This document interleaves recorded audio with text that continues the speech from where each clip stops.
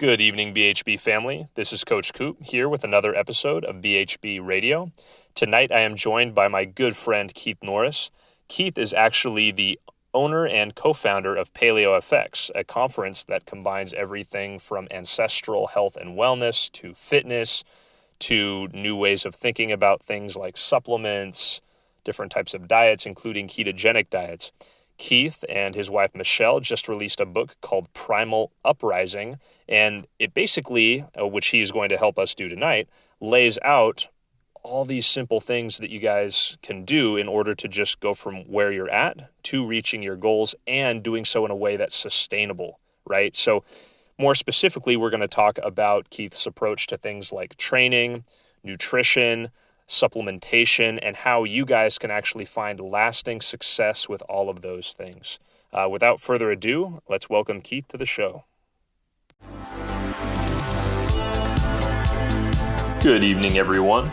This is Coach Matt, and you are listening to Better Health and Body Radio, your source for the latest and greatest information and understanding in the world of health, nutrition, and performance, where we give you a seat at the table next to the best and the brightest minds to arm you with the information you need to optimize yourself. Join us for another exciting, thought-provoking episode of BHB Radio, starting now.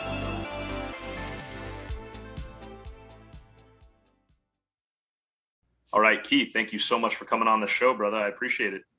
Matt, anytime, bro, anytime to have a discussion with you. Hell yeah. Well, it's been a while, so selfishly, I always look forward to excuses for us to get to connect, and this is one of them. But for people at home who might not be as familiar with you or PaleoFX, can you introduce yourself and your work a little bit? Yeah, so my name is Keith Norris. I am the co-founder, along with my lovely wife Michelle, of PaleoFX. And for people who don't know, PaleoFX is the largest of its kind in the world. Paleo leaning event, and paleo, not just the diet, but lifestyle, and lifestyle would include everything from, yes, a paleo leaning diet, but also, the environment, your relationships, the tribe that you operate in, your mental health, your spiritual health, your physical health, yes, and your financial health too.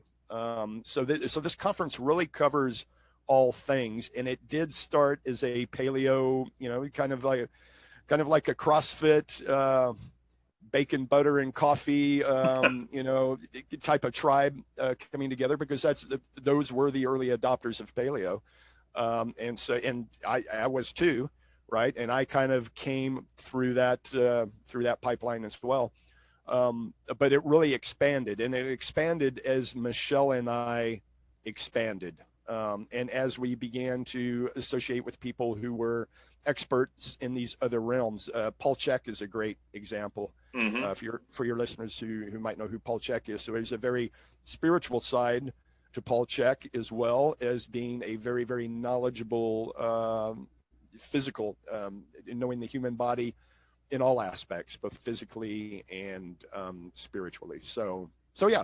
And along with that, Michelle and I just wrote a book recently that is Primal Uprising, and that is kind of the new direction of PaleoFX. And that includes what we see as the 7 pillars of what optimizes a human being. And those pillars would be physical, mental, emotional, financial, spiritual, relational, and tribal, or community, if you want to look at it that way. So yeah. That's awesome. Yeah, actually, I was going to get to that, but since you hit on it first, let's start there. What totally is the book? So it's called Primal Uprising, for people who haven't checked it out, and I can attest, as someone who's been to PaleoFX, the conference, who has followed the content and education and the value that Keith and Michelle put out for a while. It is second to none. I highly suggest you guys go on and give it a look. They've got a ton of free content, things to just help people from literally all walks of life. But what's the overarching gist of the book? What made you guys want to put that out there? Yeah, well, I'll tell you the subtitle, and that will help explain. So it's the title of the book is Primal Uprising, as he said, and the subtitle is The PaleoFX Guide to Optimizing Your Health, Expanding Your Mind, and Reclaiming Your Freedom. Hmm. So over the last, in this book, by the way, the genesis of it came about 5 years ago. Hmm. And Michelle and I had this idea, and we kind of worked on it. And the basic idea was the more and more people that we worked with, both personally, because we are coaches as well, Hmm. people we worked with personally and in a larger sense, we saw that most of these people's issues were problems of their own making, right? So we came to see that, you know, people live in a human zoo, and it's a zoo for the most part comprised of their own making.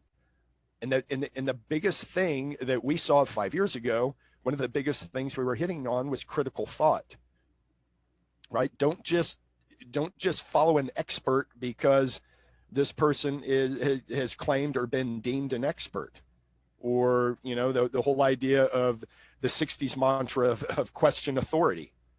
Just because somebody's an authority, a quote unquote authority, does that make them a ruler of your own life? Or should you turn the focus in and find out if that makes sense to you? Does that pass the smell test? Right.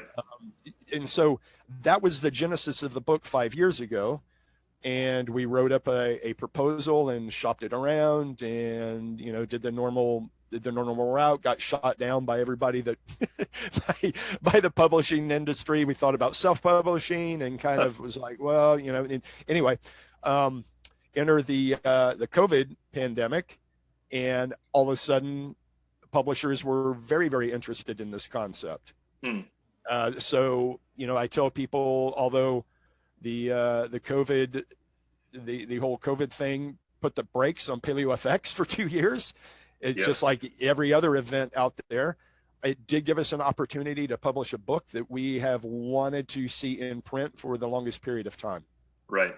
Literally Yeah. like an example of what you think is initially hardship, and it very well might have been in some ways, but ultimately yielding Right. something better. Right. Yeah. Oh, totally. Yeah. It's been a really a life lesson for us. And it's been a huge life lesson for me to, I would have considered myself 2 years ago, or, maybe even 3 or 4 years ago, to be the ultimate control freak. Uh, And I had to give all that up. I mean, it's been a series of life events that has demonstrated to me that I don't have control over anything. The only no. thing I do have control over is my response, Right. right? That is one thing I do have mastery of. And this is a very Bruce Lee principle too. Give up control and master response. And that is your true dominion. And that is true empowerment. And empowerment leads to true freedom. And that's a big step. And that's a huge part of breaking free of the zoo, is reclaiming that aspect. Yes, and the letting go that comes with that also, actually, when you kind of learn to ride with it for a while, it's sort of like trusting yourself on the surfboard, after kind of being super stiff and shaky, and then holding your breath tight and not breathing. I think, when you learn to accept what you can't control and let go a bit, and then also see yourself getting taken care of a few times, maybe hitting a couple branches on the way down. But Mm-hmm. what you end up doing is, your heart unclenches, and I think you get more in alignment, which I think not, improves your health, but also kind of helps you attract the life you want to attract. Yeah, totally. And I love the surfing metaphor. So a little bit more about me. I lived in North Carolina for a long period of time, and I actually worked for the evil empire. I actually worked for Big Pharma for I was going to ask when we were years. going to get to that, your days with Big Yeah. Pharma that then led you to natural health. Right. Yeah. So, I came out of the military, and I had I just lucky, looking back on it, very lucky, had a friend who was in human resources, and she in this pharmaceutical company. It was Burroughs Wellcome at the time. Burroughs Wellcome doesn't exist because that company was absorbed by Glaxo, and just a string of absorptions and Mm-hmm. yada yada yada. Anyway, Burroughs Wellcome was the company I went to work for out of the gate, and I really, this particular job was in coastal North Carolina, and I really had no intent to live at coastal North Carolina. My intent was to come back to South Texas, and particularly Austin. And I had no desire to stay in North Carolina. At the time I got out of the military, Texas was in the middle of a recession, and an oil recession, and the economy at that time was driven by oil. And at that time, it was the Saudis were pumping out over an overabundance of oil, which shut down the production in Texas, and yada yada. Anyway, it was just a bad economic time in Texas. So I thought twice about that, and I thought, well, I can sit here and be broke. And I had a family at the time too. I had a wife and 2 kids, and I was like, or I can pack up and we can go to North Carolina, and I can have, and let me tell you, pharmaceuticals at that time was a gold mine.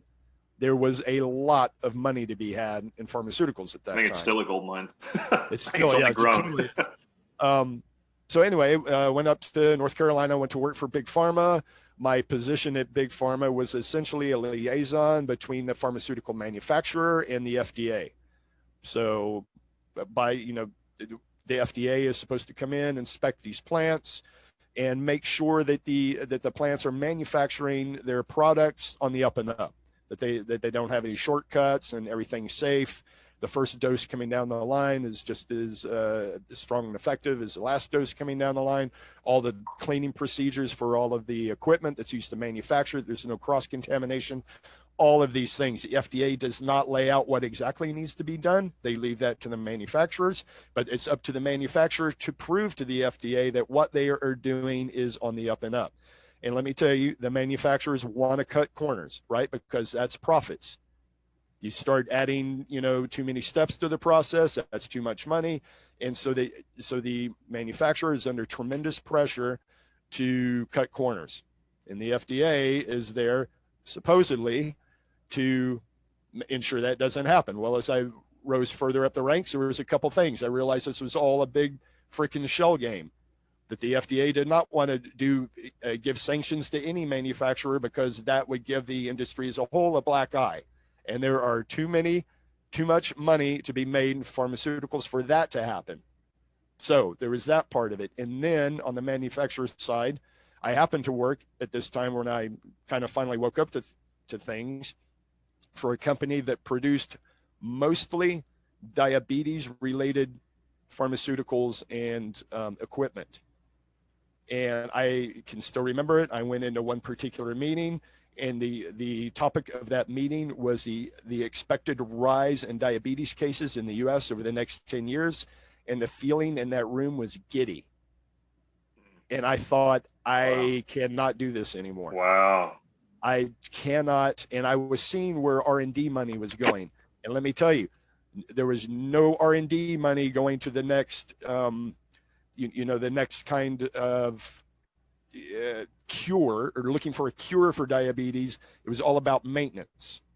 Right. Nobody wanted to cure that disease. It was maintenance, cradle to grave maintenance. We get a diabetic at 16, take them to 90. That is profitable. Right. Curing anything is not profitable at all. So anyway, there was that. But the whole reason I wanted to go there was the surfing metaphor, to circle back around to your surfing metaphor. I surfed quite a bit when I was in coastal North Carolina. That was a big boon that I did not realize was there. But once I got there, I'd never surfed before. I learned to surf and became very, very good. I was addicted to it. I loved it. I didn't know that about you. Here I am learning new stuff too, just like everybody else. Yeah. But I surfed quite a bit. And the beautiful thing about North Carolina was we had access to great surf on the Outer Banks, and within 4 hours we could be mountain biking in the mountains. So it was a beautiful place to live, and I'm glad that all that came together from that part. But anyway, some of the old time surfers, we'd be out there, and sometimes you'd go out and the breaks wouldn't be that great, but the old timers were always out there. It didn't matter. It didn't matter if surf was great. Obviously they'd be out there, but the surf could be piss poor and they'd still be out there. And you'd talk to them and they'd say, a real surfer surfs what nature gives them and loves every bit of it. A poser surfer waits for the quote unquote right conditions. And to me, that was the difference in trying to control a situation and responding to a situation. we'd see the old timers out there on puddle waves and having a blast, having a hoot. And you kind of look at them and go, what the hell are they doing? But now, I got it. I was like, you're right. You could pack it in and go home and, whatever, smoke dope and bitch about the shitty surf, or you can go out and have a blast. It's how you respond. How are you going to respond to the situation? So, yeah. Oh, I love that. I'm like taking notes just because like sometimes it's just good to hear things that you've heard before in different ways, and ways that you kind of, resonate with you and you almost feel it in your body. I think that's how we kind of truly learn. Like you can logically understand something, but then when you kind of learn it at a time when your growth is such that you're ready to take it in, and then you physically feel it in your body when you hear that truth spoken again. I think that's when we really understand, not just know. Right. So, and that is a huge difference between knowing, I'm pointing to my head that you can't see, knowing and knowing. Now hand drops to the sacral area of your stomach. I mean, there is a vast difference between the two, and knowing, the hand drop to the sacral, that's an unmistakable truth when you know it at that point. And yeah, sometimes you have to hear the same thing a few different times. You have to hear it from a few different people, and it eventually it will resonate. If it's a truth, it will resonate with you at the right time.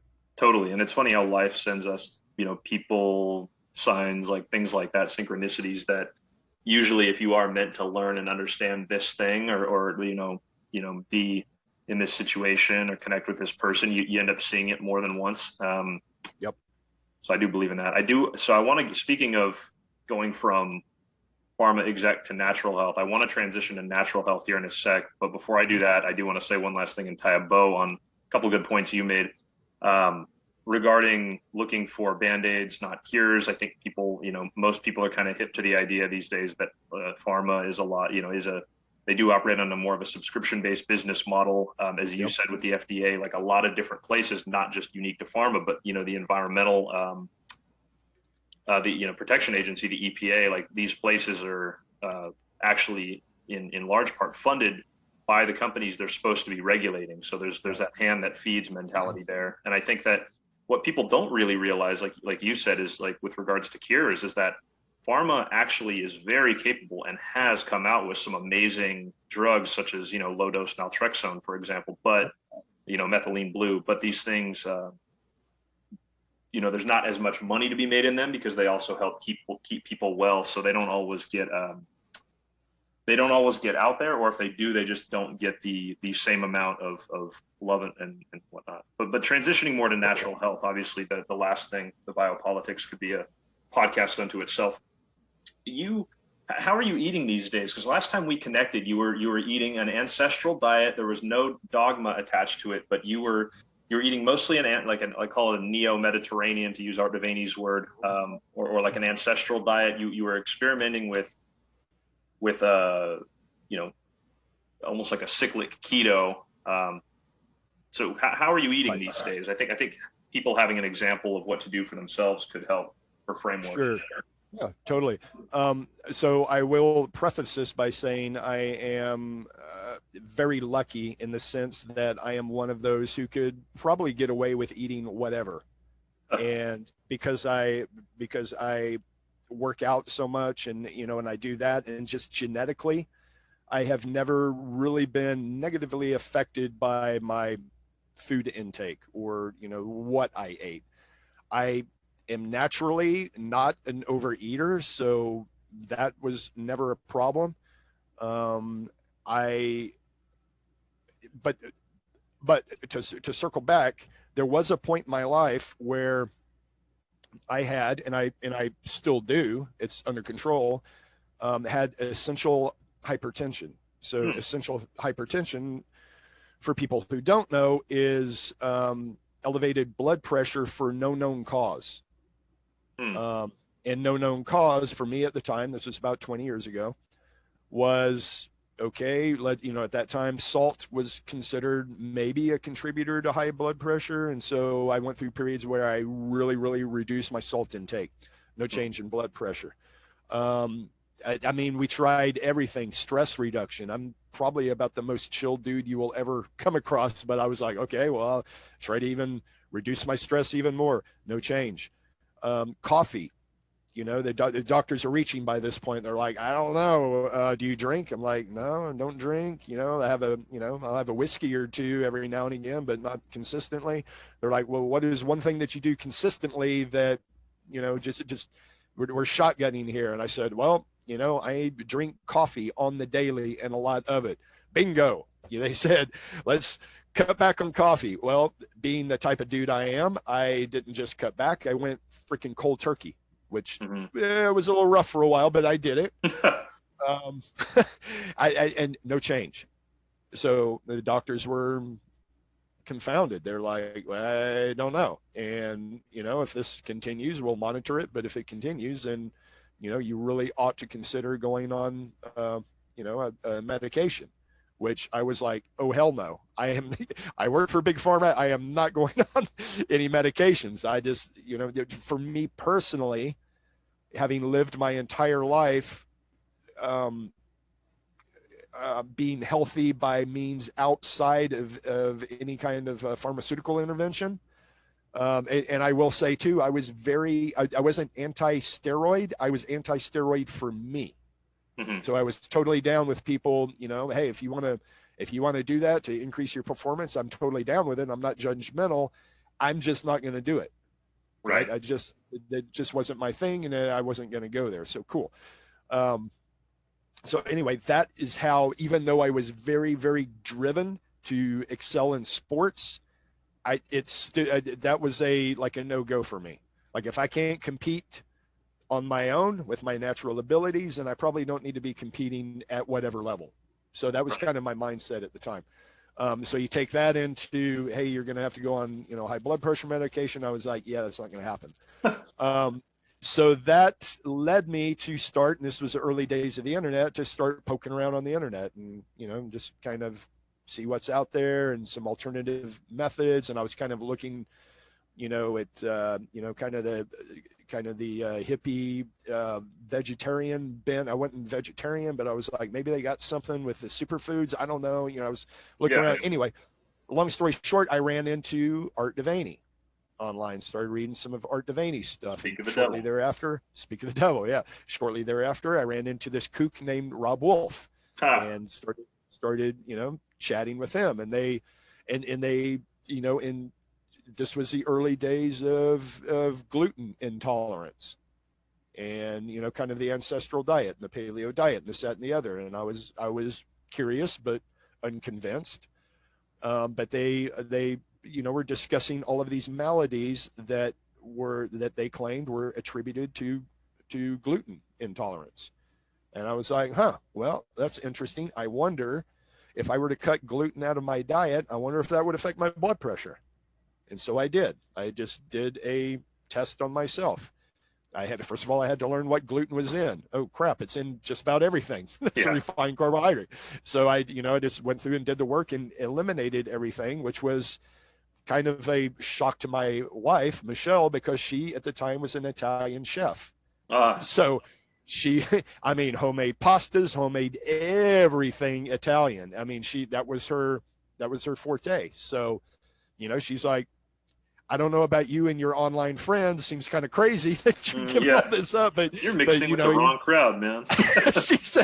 she was like, it's hilarious to look back at that now. But anyway, she was like, yeah, you go ahead and do this thing with your online friends, bunch of kooks, whatever.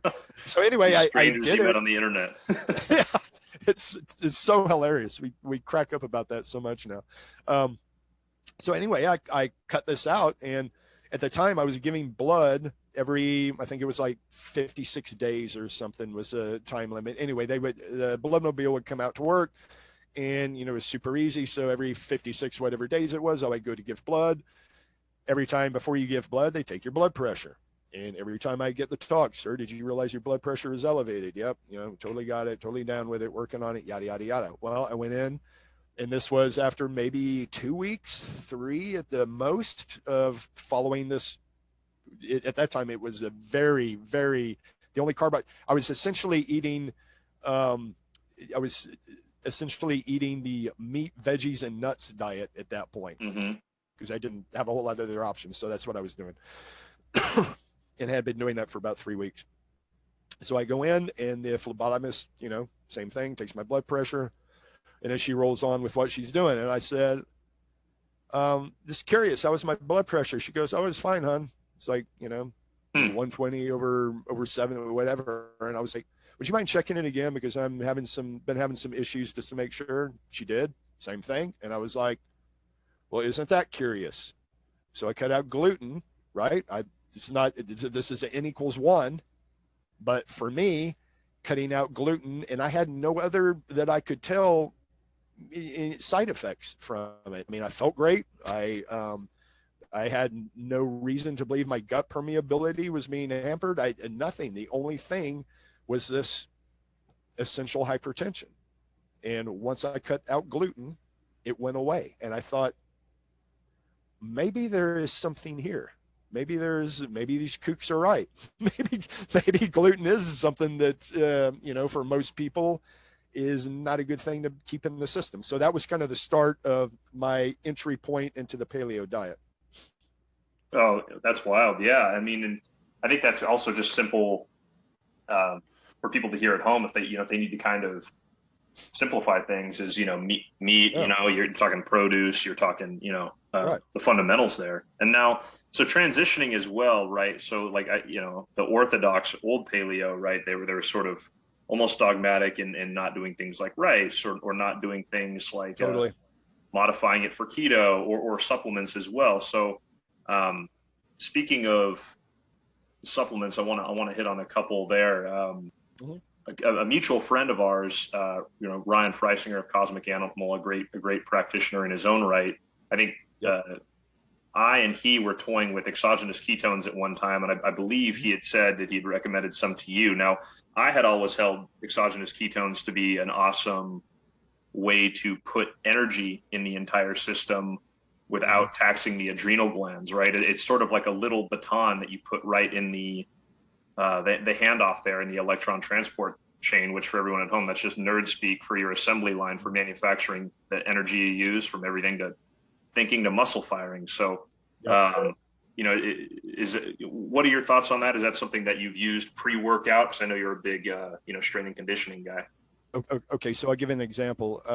About a year and a half ago, maybe 2 years. Wow, it's been 2 years now. Anyway, I got talked into doing a 500-mile, 5 centuries back-to-back. Oh, I saw that. Road bike ride in Oregon, in Bend, Oregon. And it's kind of a funny story how this all came about. So the guy he wanted an accountability partner. And I was looking at the guy, and I'm like, well, I don't know exactly what he's talking about, but hey, I ride, and I'm looking at this guy, and he's not in that great a shape. So I was like, sure, no problem. I'll be your, take a trip out to Oregon. This will be cool. And kind of blew it off. Well, it's so, and I thought, I didn't even have a road bike at the time. I mean, I was, I ride fixed speed bikes and mountain bikes, and I do a lot of riding, and road bikes just wasn't my thing. But, I thought, hey, I'll do anything once, and if I like it, I'll do it twice. So anyway, got a road bike, and with the intent on, at least getting a month's worth of training in before I could kind of do the math. I'm like 100 miles a day in the mountains, that's gonna be tough. So I better do some training. Anyway, one thing led to another, and I didn't train at all, other than doing my normal fixed speed rides. So I thought, okay, well, at least I need to go out to Oregon and acclimate, and kind of get used to this. So I show up to to Bend like 3 days before this ride starts. And I'm like, okay, well, here's what we'll do. I'll do 30 miles today, and then the next day I'll do 60, and that will kind of break me in, and I should be able to carry it forward from then. I got like 15 miles in the altitude in the mountains, and I was like dead the first day. I thought, man, yeah, this is going to suck. This is going to be really bad. And I maybe got 20 the next, and let me just say, so Anyway, so there's a couple things to learn from that. Number one, you don't have to be in really great shape to be a really good, just turning the cranks, one crank, one pedal turn, pedal turn, pedal turn, pedal turn. There is a different kind of endurance, right? And that endurance does not necessarily have to make you look like a Tour de France rider, right? So that was and I'm the strength and conditioning dude. I should have known that, and I didn't. That was total humbling experience. Mm-hmm. Anyway, I made the ride, the 500 miles. It was one of the hardest things I've ever done in my life, and I've done some hard shit, but I was just too hard-headed to bail. And I had the opportunity to bail every day at every rest stop, which was every 20 miles. They'd have a shag van. Anybody need to go back? And I can tell you, there was a lot of times I was like, hell yes, take this bike and throw it off the side of the mountain and get me out of here. But it was a great bunch of people. They were like, dude, you don't want to do that. Just suck it up. And I mean, I rode in the back of the pack with grandma in the strollers and everything else, but I made it. All of that said is a roundabout way to say, how do I use exogenous ketones? I used exogenous ketones in that situation. Because energy and endurance. Yes, energy and endurance. I do keep them in my back pocket for these other instances. There are other times too when I am either by situationally or I choose to fast for a while. I'll use exogenous ketones then because I'm really not, especially when it's circumstance, I'm really not too concerned about getting the quote unquote full benefits of fasting. I'm just trying to make it 24 hours because I just, for whatever reason, don't have time to eat. Right. And that happens quite a bit. I'm a busy guy and I don't put emphasis on food, right? If I put more emphasis on food, that probably wouldn't ever happen. But like today, I haven't eaten yet and I'm not really that hungry. And I worked out today. And as soon as we hang up here, I've got to go to a meeting and I'm not going to eat. I may eat tonight. But I do have a class tonight, and I'm likely not going to eat until tomorrow morning. So in that instance, I may, if I feel so compelled, go for some exogenous ketones. Awesome. Yeah, it's always useful hearing that. And I know you got to go here in just several minutes. So I think one thing I did want to mention is that we hit on it before, but we didn't really circle back to. I think that another supplement a lot of people forget is actually kind of more of something you can get through food and also is good to supplement. And that's salt and electrolytes, right? And, you talked about the removal of salt. I've actually seen a lot of stuff a lot of research where, believe it or not, it's actually the inclusion of salt that helps calm down a lot of systems in the body. That lead to, totally. So there is that. I think most people, if they're on a paleo ancestral diet, should quote unquote supplement with salt or use it as a supplemental food, putting it in, some natural salt in every sort of jug of water that you drink. And then I think it's also a good idea to, supplement with electrolytes and even better if you could find, mixtures of both of these things. So totally. Let me tell you a story about salt real quick. Go for it. Yeah. Story about salt. So in the, how can I say, in the plant medicine world, there is a certain procedure that the Peruvian lineages do that's called dieta, right? And dieta kind of sets the body up, purifies the body to go into these experiences. Part of dieta is a complete removal of salt from the diet. And there's a lot of other aspects to it. The diet is very, very bland. It is the whole idea behind it is to, number one, purify the body, and number two, to put your mental energy on your spiritual endeavors. And that's basically the whole idea of dieta. There's some other ideas around it too, but those are the big ideas. The first time I went through a dieta and I completely removed salt from my diet, in about 6 hours, I felt like I had been run over by a truck. It is that pronounced and that fast. You just, and it makes sense, right? You just lose all of that mitochondrial energy, the biochemistry of mitochondrial energy. You've just taken that away. And you go for a week like that, you just feel like you're walking in quicksand the entire time. Your body is just sluggish. that is a pronounced removal of salt from the diet, and that is trying to get every last little bit of salt out of the diet, right? Now, the first time I went through that, I understood why salt was so prized in the old world. Because if your army had salt, that was the original performance enhancing drug. Interesting. Because now after Dieta, when we reintroduced salt, it was like recharging the batteries. It was immediate. It is just anybody out there as an experiment, go for a few days with complete. It's probably, I don't know if it's a good idea. I don't know, but you can see how pronounced a low salt intake can be to the body and a low electrolyte intake. So conversely, if you want to talk about cheap supplements, I go through a lot of water in one day, pure water. And I add a pinch of Himalayan sea salt to every bottle. It's about 12 or 14 ounces this bottle is. Every 12 to 14 ounce bottle of water gets a pinch of salt. That is how important it is to the human system. Totally. That's exactly what I do too. And I think what the awesome thing about salt for everyone listening at home is you literally get real-time feedback on it for your body. You know, when you crave salt, that's actually a direct signal. It's not a mixed message. It's, oh, you need salt. Totally. You know, so getting intuitive with the body, you know, again, a whole nother layer in this health game. Well, Keith, and here's another on the flip.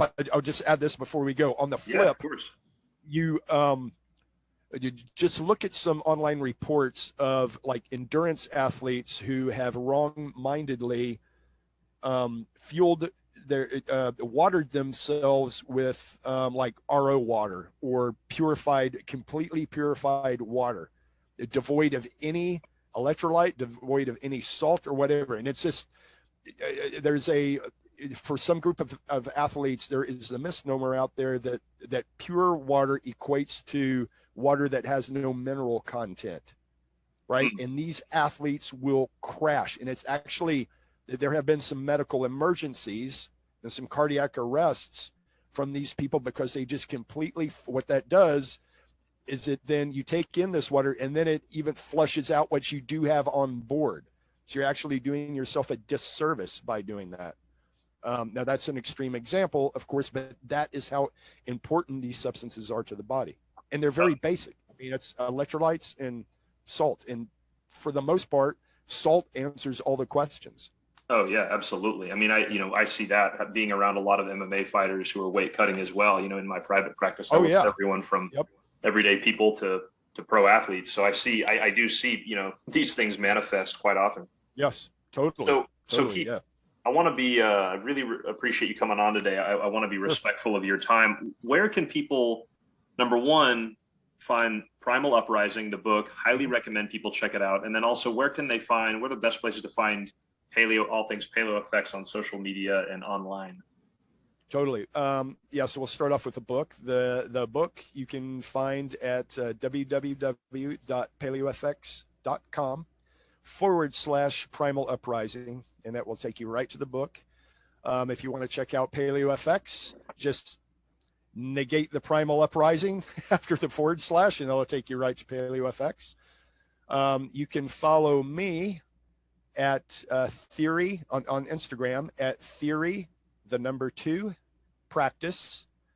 Theory to Practice was a kind of a brand and a blog I had for many, many years. Amazing blog, by the way. Oh, thank you. I have not, my interests have shifted kind of more so away from pure strength and conditioning out to other endeavors. And so, you know, that blog right now, it hadn't been updated in a while. It's still got a lot of great pieces in it. I'm kind of right now wondering what I am going to do with it because we do have this book out and there will be a blog that will come out soon in support of the book. And I'm doing so much writing now in support of the book. Yeah. Anyway, it's a long way of saying I don't know what's going to become of that blog, but I am still very active on the that is my personal IG account is awesome. Theory to Practice. I also write at Substack, so that is www.substack.keithnorris.com. You can find me there for some of my more esoteric ramblings. What else? PaleoFX as an Instagram as well. PaleoFX at PaleoFX on Instagram. You can find us on Facebook at PaleoFX, all the usual places. If you Google PaleoFX, you'll find us. Or if you Google Keith Norris, you'll find me. Awesome. Highly recommend that. Highly recommend you guys check out the conference, both the virtual ones. You can actually watch past videos too, and live in-person ones when that's a thing again. Yep. Keith, thank you so much for coming on. I really appreciate it. Maybe we can have you on again in the future sometime. Coop, I would love it, man. I'm down to discuss anything with you, brother. Sounds good, man. All right, everybody. We appreciate you tuning in and inviting us into your homes as always. This has been an awesome episode of BHB Radio. Until next time, this is Coach Coop. I will talk to you later.